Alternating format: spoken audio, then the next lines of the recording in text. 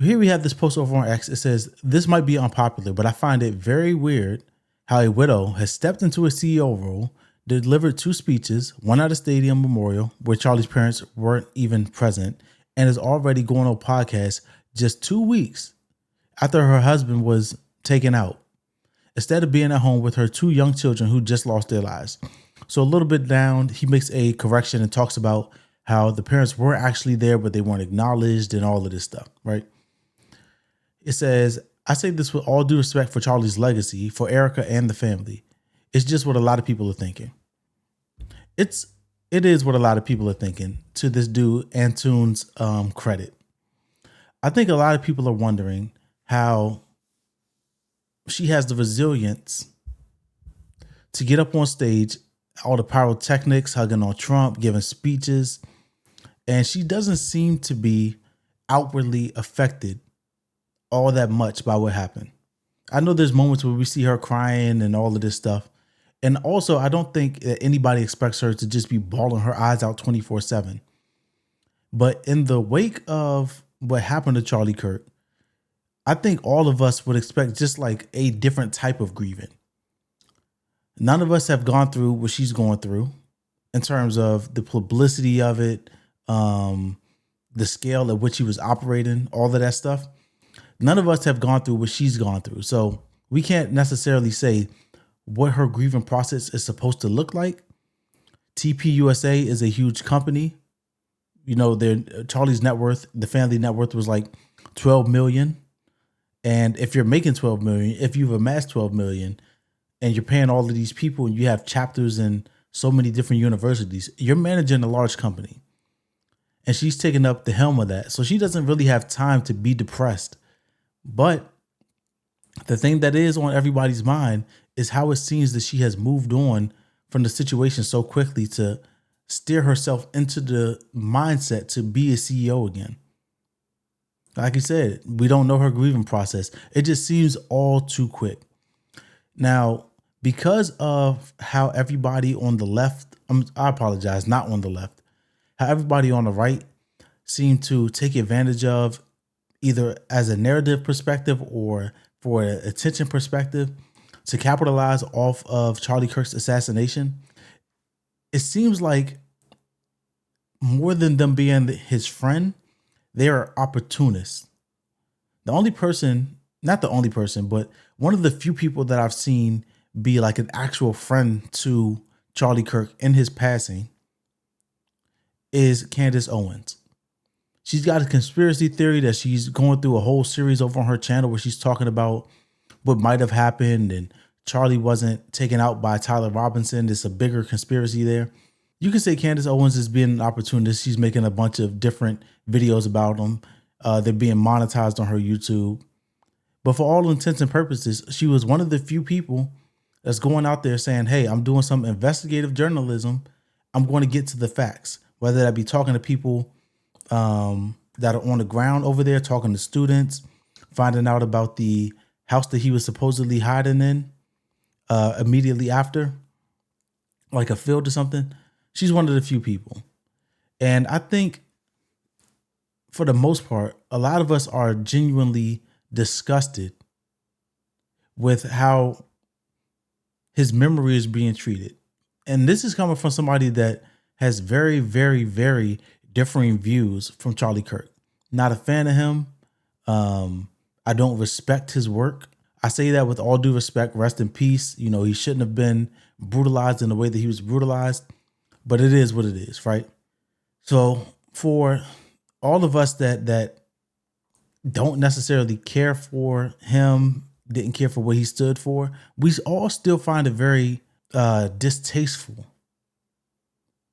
to be throwing like a concert essentially in his memory.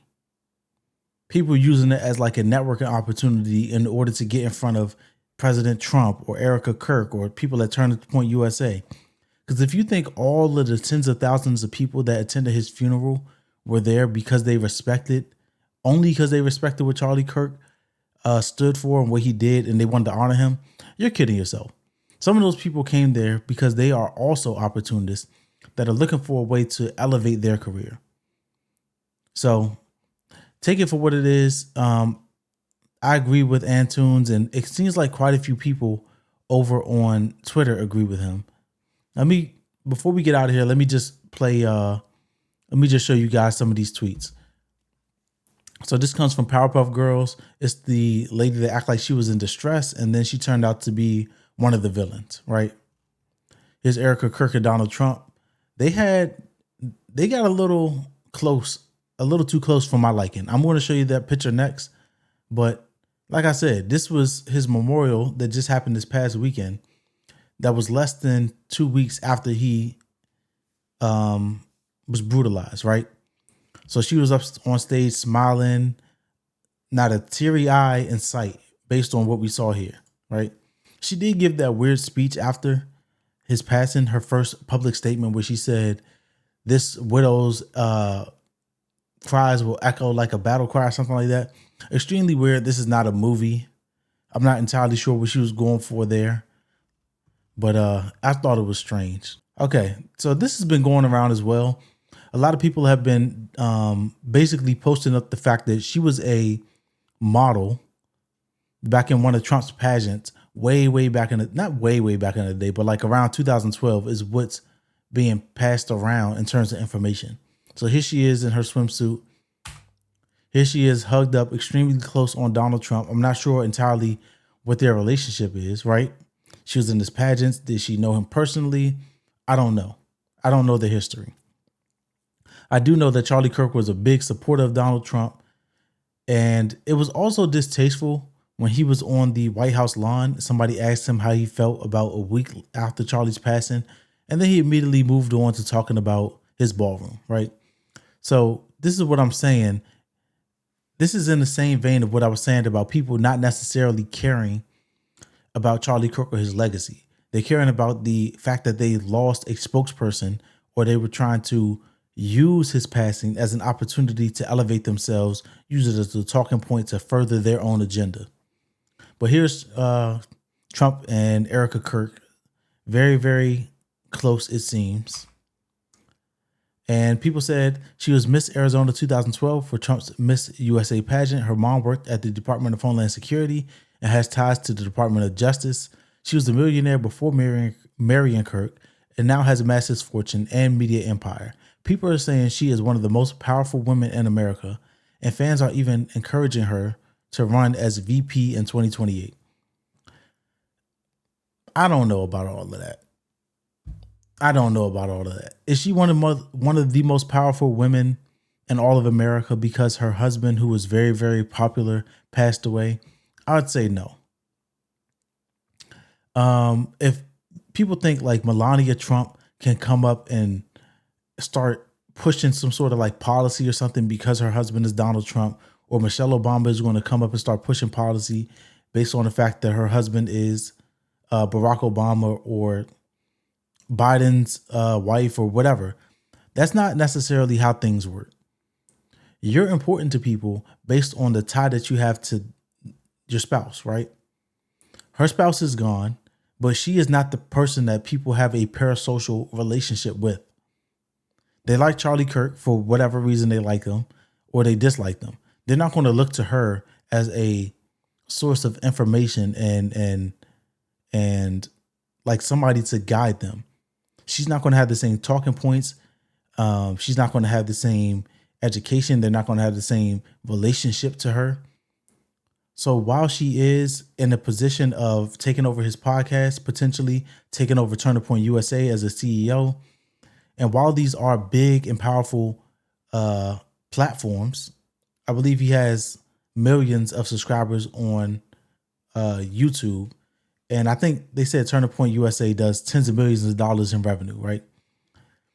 While these are big platforms, that doesn't necessarily mean that people are going to gravitate to follow behind Erika Kirk strictly based off the fact that she's his wife, right? Or strictly based off the fact that something happened to Charlie Kirk and now she's stepping up to quote unquote take his mantle.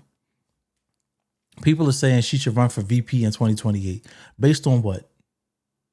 What principles, what experience? Like, this is the problem. This is why we're in the situation that we're in now.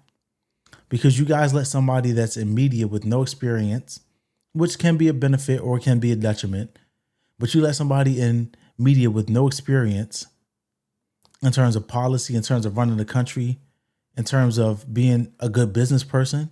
Reportedly, Trump was also not a good business person, but you let this person come and be in the highest chair in the US. And then you turn around and say, yo, we should do it again. It's not working out very well for us.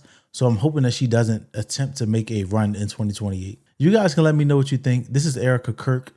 And like I said, I think people are disrespecting his memory. If they hold him in high esteem, if they like what it is that he did, they're not doing service to his memory. I feel like they're using it as a cash grab. I feel like they're using it to further their own agendas. And even as somebody that is not a fan of what Charlie Kirk did, I feel it's disrespectful.